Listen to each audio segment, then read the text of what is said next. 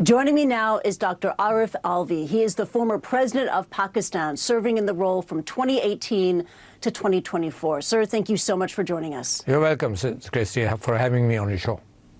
Now, you're currently traveling there in the United States, Yes. and you have been meeting with PTI supporters. Yes. How confident is the party right now about Imran Khan's continuing popularity in Pakistan?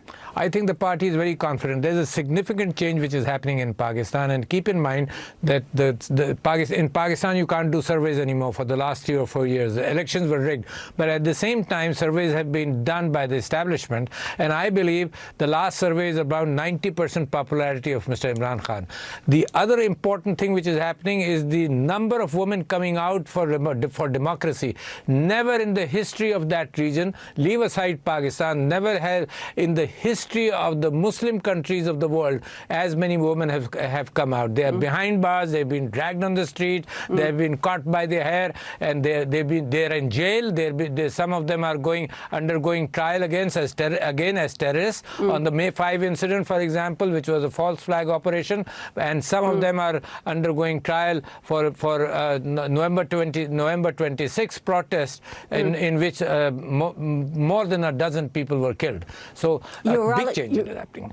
You're rallying supporters, both male and female. Do you plan to take to the streets again, especially after recent attempts to rally have been denied by the courts and local authorities? We would appreciate that some negotiations take place for future election, for democracy to come back. Imran Khan, in the last 2-3 years of his imprisonment, he has been in prison for more than 600 days. The surprising part is that you can't show his face like you're showing right now on television. You can't show his face in all the 60 or 70 channels which Pakistan has. You can't take his name on all those channels. People have to say the founder of Pakistan Tehreek-e-Insaf. You can't show, and he's being tried in prison, because if he comes out, the people will rally around him. So no face, no voice, no image can be shown. Despite that, we believe that the media has been totally captured. The print media was already captured. The television media is captured. Twitter is banned. You need a VPN to be able to look at it. So we are talking about only two things. We are saying that the peaceful protesters should not be killed. One, we are saying that the social media should be opened up, because there is no other media in Pakistan today. And if that happens, the change will happen very quickly in Pakistan. I also do want to talk to you about the trade relationship, because the top headline this week around the world is Donald Trump, the trade war, his reversal on reciprocal tariffs. There is relief for Pakistan, but still uncertainty. So your thoughts here, how should Pakistan respond to Donald Trump? I think Pakistan should increase its imports of two things particularly, which is very important. Pakistan imports a lot of palm oil for vegetable oil.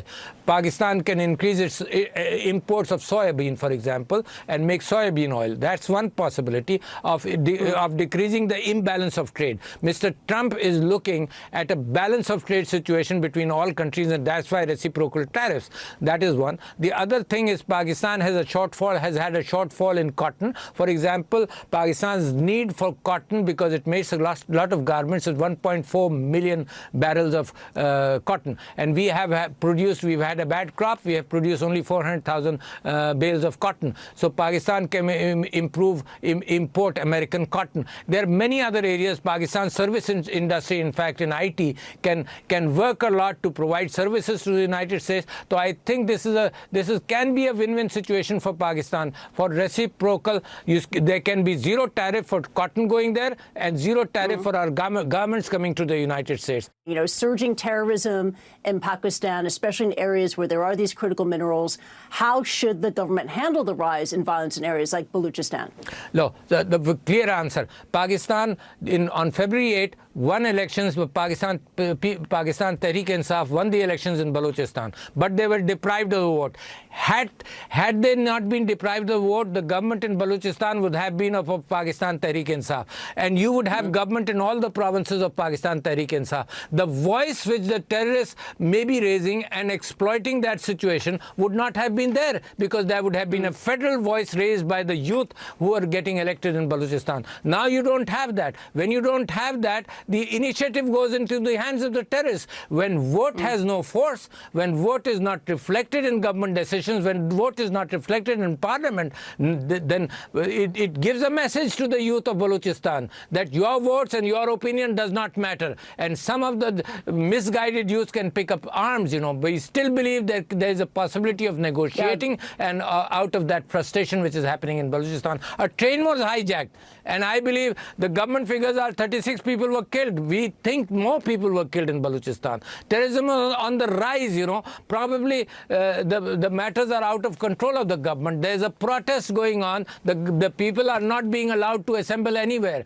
There's a protest going on in Islamabad and everywhere. And those protesters are being prevented from expressing their opinion by brute force. So the frustration is increasing. Terrorism may rise because of that, and Pakistan is under danger. That's why Imran Khan and Pakistan Tehreek-e-Insaf has always given the first option to negotiations rather than a street war which can create bigger problems for Pakistan.